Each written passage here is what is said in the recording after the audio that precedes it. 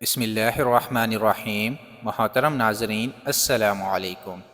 ناظرین، اللہ کے رسول صلی اللہ علیہ وسلم نے قیامت کے نشانات بتلاتے ہوئے فرمایا کہ اونٹوں اور بکریوں کے چراوے جو برہنہ بدن اور ننگے پاؤں ہوں گے، وہ ایک دوسرے سے مقابلہ کرتے ہوئے لمبی لمبی عمارتیں بنوائیں گے اور فخر کریں گے۔ ناظرین، ریاض شہر میں عمارتوں کا یہ مقابلہ آج اپنے عروج پر پہنچ گیا۔ دبئی میں برج خلیفہ کی عمارت دنیا کی سب سے اونچی عمارت بن گئی، تو ساتھ ہی شہزادہ ولید بن طلال نے جدہ میں اس سے بھی بڑی عمارت بنانے کا اعلان کر دیا ہے، جو دڑا دڑ بنتی چلی جا رہی ہے۔ عرب کی عمارتیں سارے جہان سے اونچی ہو چکی ہیں۔ عرض کرنے کا مقصد صرف یہ ہے کہ میرے پیارے رسول حضرت محمد صلی اللہ علیہ وسلم نے جو فرمایا وہ پورا ہو چکا ہے، اور پیشن گوئی پوری ہو کر اپنے نقطۂ کمال کو تقریباً پہنچ چکی ہے۔ عرب کا سب سے زیادہ تیل خریداری کرنے والا امریکہ نے صدام کو ختم کر کے تیل کی دولت سے سریاب ملک عراق کے کنووں پر قبضہ جما لیا ہے اور لاکھوں بیرل مفت وصول کر رہا ہے۔ تو پھر تیل کی گرتی مانگ نے تیل کی قیمتوں کو نیچی سطح پر پہنچا دیا، جس سے عرب ممالک کا سنہرا دور ختمے کے قریب ہے۔ ناظرین، سوال پیدا ہوتا ہے، اس زوال کے بعد کیا ہوگا؟ اللہ کے رسول صلی اللہ علیہ وسلم کی ایک اور حدیث ہے کہ قیامت سے پہلے سرزمین عرب دوبارہ سرسبز ہو جائے گی۔ سعودیہ عرب اور امارات میں بارشیں شروع ہو چکی ہیں، مکہ اور جدہ میں سیلاب آ چکے ہیں۔ عرب سرزمین جیسے پہلے ہی جدید ٹیکنالوجی کو کام میں لا کر سرسبز بنانے کی کوشش کی گئی ہے، وہ قدرتی موسم کی وجہ سے بھی سرسبز بنتی جا رہی ہے۔ سعودیہ عرب گندم میں پہلے ہی خود کفیل ہو چکا ہے، اب وہاں خشک پہاڑوں پر بارشوں کی وجہ سے سبزہ اگنا شروع ہو چکا ہے۔ پہاڑ سرسبز ہونا شروع ہو گئے ہیں۔ بارشوں کی وجہ سے آخر کار حکومت کو ڈیم بنانا ہوں گے، جس سے پانی کی نہریں نکلیں گی، ہریالی ہوگی، سبزہ مزید ہوگا، فصلیں لہرائیں گی۔ یوں یہ پیشن گوئی بھی اپنی تکمیلی مراحل سے گزرنے جا رہی ہے، اور جو میرے حضور صلی اللہ علیہ وسلم نے فرمایا اسے ہم اپنی آنکھوں سے دیکھتے جا رہے ہیں۔ اگر حدیث پر غور کریں تو مشرق وسطیٰ کے زوال کا آغاز ملک شام سے شروع ہوا، لیکن شاید عرب حکمران یا تو یہود و نصارہ کی چال سمجھ نہ سکے یا بے رخی اختیار کی، لیکن وجہ جو بھی ہو یا نہ ہو، سرکار صلی اللہ علیہ وسلم کی بتائی ہوئی علامات کو تو ظاہر ہونا ہی تھا حدیث کے مطابق۔ چنانچہ حدیث پاک میں ارشاد ہے، رسول اللہ صلی اللہ علیہ وسلم نے فرمایا، جب اہل شام تباہی اور بربادی کا شکار ہو جائیں گے تو پھر تم میں کوئی خیر باقی نہ رہے گی۔ میرے محترم اور مکرم قارئین کرام، یاد رکھیں، حدیث مبارکہ کی روح سے شام اور اہل شام سے امت مسلمہ کا مستقبل وابستہ ہے۔ اگر ملک شام ایسے ہی برباد ہوتا رہا تو پوری امت مسلمہ کی بھی خیر نہیں۔ ویسے تو 90% برباد ہو چکا ہے، اب جبکہ 5 سالہ خونریزی میں 8 لاکھ بے گناہ بچے، بوڑھے، عورتیں شہید اور لاتعداد دوسرے ممالک کی سرحدوں پر زندگی کی بھیک مانگتے ہوئے شہید ہو رہے ہیں، اور اتنے ہی تعداد میں زخمی یا معذور ہو چکے، لہٰذا شام مکمل تباہی کے بعد اب نزع کی حالت میں ہے۔ اس حدیث کے حساب سے عرب ممالک کے سنہرے دور کے خاتمہ کی اہم وجہ ملک شام کے موجودہ حالات ہیں۔ گویا نبی صلی اللہ علیہ وسلم کی ایک اور پیشن گوئی کی علامات ظاہر ہو رہی ہے یا ہو چکی ہے۔ یاد رکھیں کہ ملک شام کے متعلق اسرائیل، روس اور امریکہ جو بھی جھوٹے بہانے بنائیں، لیکن ان سب کا اصل ہدف جزیرۃ العرب ہے، کیونکہ کفار کا عقیدہ ہے کہ دجال مسیحا ہے۔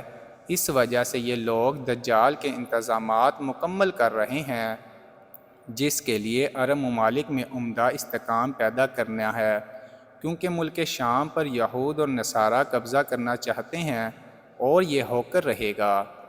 حضرت مہدی علیہ السلام کے ظہور سے قبل چنانچہ کتاب فتن میں ہے کہ آخری زمانے میں جب مسلمان ہر طرف سے مغلوب ہو جائیں گے، مسلسل جنگیں ہوں گی، شام میں بھی عیسائیوں کی حکومت قائم ہو جائے گی۔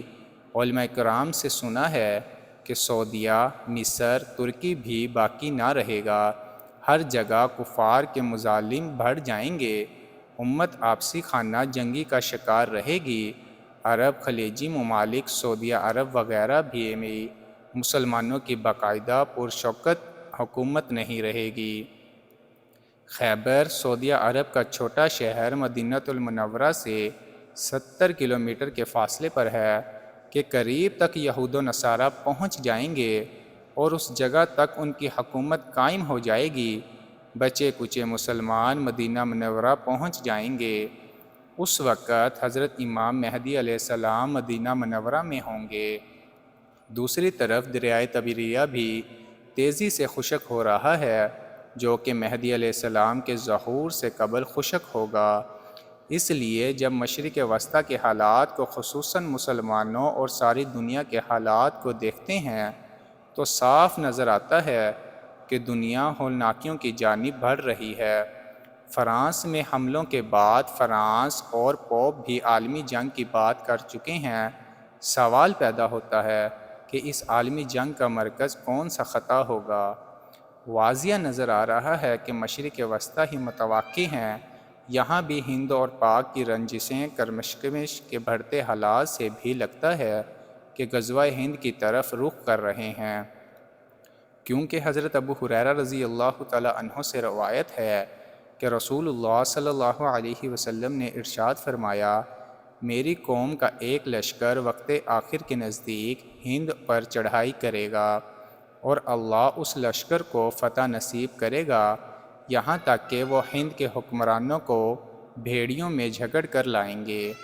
اللہ اس لشکر کے تمام گناہ معاف کر دے گا، پھر وہ لشکر واپس رخ کرے گا اور شام میں موجود عیسیٰ ابن مریم علیہ السلام کے ساتھ جا کر مل جائے گا۔ حضرت ابو ہریرہ رضی اللہ تعالیٰ عنہ نے فرمایا، اگر میں اس وقت تک زندہ رہا تو میں اپنا سب کچھ بیچ کر بھی اس لشکر کا حصہ بنوں گا، اور پھر جب اللہ ہمیں فتح نصیب کرے گا تو میں ابو ہریرہ جہنم کی آگ سے آزاد کہلاؤں گا۔ پھر جب میں شام پہنچوں گا تو عیسیٰ ابن مریم علیہ السلام کو تلاش کر کے انہیں بتاؤں گا کہ میں محمد صلی اللہ علیہ وسلم کا ساتھی رہا ہوں۔ رسول پاک صلی اللہ علیہ وسلم نے تصوف میں فرمایا اور کہا، بہت مشکل، بہت مشکل۔ ناظرین، آنے والے ادوار بڑے پرتفین نظر آتے ہیں۔ اس کے بعد متعلق بھی سرکار صلی اللہ علیہ وسلم نے فرمایا کہ میری امت پر ایک دور ایسے آئے گا جس میں فتنے ایسے تیزی سے آئیں گے جیسے تسبیح ٹوٹ جانے سے تسبیح کے دانے تیزی سے زمین کی طرف آتے ہیں، لہٰذا اپنی نسلوں کی ابھی سے تربیت اور ایمان کی فکر فرمائیں۔ موبائل کے بے جال استعمال سے دیر رات تک جاگنے، فیشن اور یہودی انداز اپنانے سے نمازوں کو ترک کرنے سے روکیں، ورنہ آزمائش کا مقابلہ دشوار ہوگا۔ چلتے چلتے ایک آخری بات عرض کرتا چلوں کہ اگر کوئی ایسی نایاب ویڈیو، قول، واقعہ، کہانی یا تحریر وغیرہ اچھی لگے تو مطالعہ کے بعد مزید تھوڑی سی زحمت فرما کر اپنے دوستوں سے بھی شیئر کر لیا کیجیے۔